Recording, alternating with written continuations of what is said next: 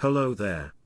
Today I will be ranking all of our players from who I think is most likely to win, to least likely, in a tier list.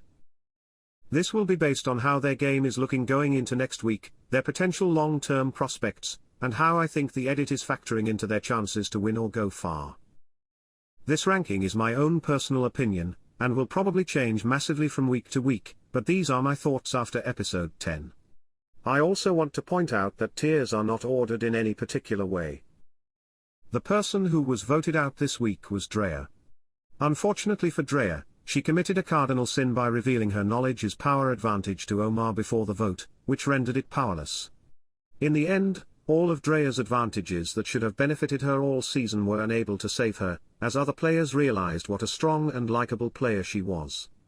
If Lindsay were to go home on the do-or-die twist, then Drea is essentially guaranteed Final 5, but sadly that was not the case for her. Drea was a fun presence this season, and she had a great exit at Tribal Council, so she will be missed. First in the D tier this week is Romeo, who remains in the D tier from last week. Romeo seems to be in a rough position on the merge tribe at this point, as the majority of the players do not seem to respect him for his lack of work around camp, and his lack of power in the game. At this point, Romeo has a tough road ahead to survive votes, but on top of that, I think he will have a hard time winning if he were to make it to the end. Maybe Romeo can flip the script and get some players on his side to make a move, but it seems unlikely at this point. First in the C tier this week is Jonathan, who remains in the C tier from last week. Jonathan so far has succeeded in staying this far into the game, as his big threat level has made it hard for him, but his personality is rubbing people the wrong way as we saw in the episode.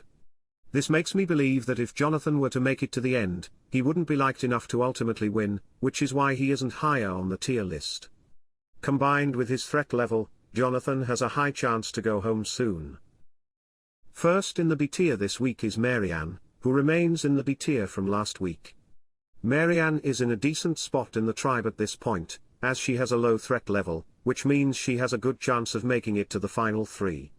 However, Marianne likely needs to gain respect from the jury as she stated in the episode, or she might end up as a losing finalist. Fortunately for her, she has an idol to help make this happen, and if she can pull off some moves near the end of the game then I think she has a solid shot to win, but time will tell what happens in this game. Next in the B tier this week is Mike, who falls from the A tier from last week. This was a scary week for Mike, as he was very close to going home after having his idol taken by Drea. Fortunately for him, he was able to stay in the game, but currently has no idol, as it is in Omar's possession. If Omar decides to keep the idol, then Mike could end up being in a poor position going into next tribal, as it means Omar has turned against him.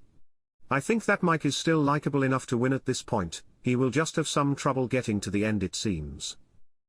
First in the A tier this week is Lindsay, who remains in the A tier from last week. This was a scary week for Lindsay, as the do-or-die twist almost instantly eliminated her from the game. She did end up staying in the game, and retains her solid position in the game, as she seems to be in a power position in the last few votes and also moving forward. This combined with her challenge prowess means she is a big threat to win the game moving forward, but I am worried that others will see her as too big of a threat and send her home. If Lindsay can keep the target off her back, then I think she has a great chance to win. First in the S tier and the last player on the list this week is Omar. Once again Omar is controlling a vote from behind the scenes. Omar is never the biggest target, and makes sure that others are seen as a power player over him, but week in week out he sends his target home. This combined with Omar's poor challenge performance means that Omar should not be a big target, even though he has been running the game so far. As of now, I think he is the favorite to win, but things can always change on a dime in Survivor. There is my current tier list of who I think is most likely to win and make it far. Keep in mind that these are just my opinions, and I am unspoiled this season, and this is very subject to change. We will see if anyone else will be able to rise to the S tier, and I am interested to see how the rest of the season will shake out. Thanks for watching.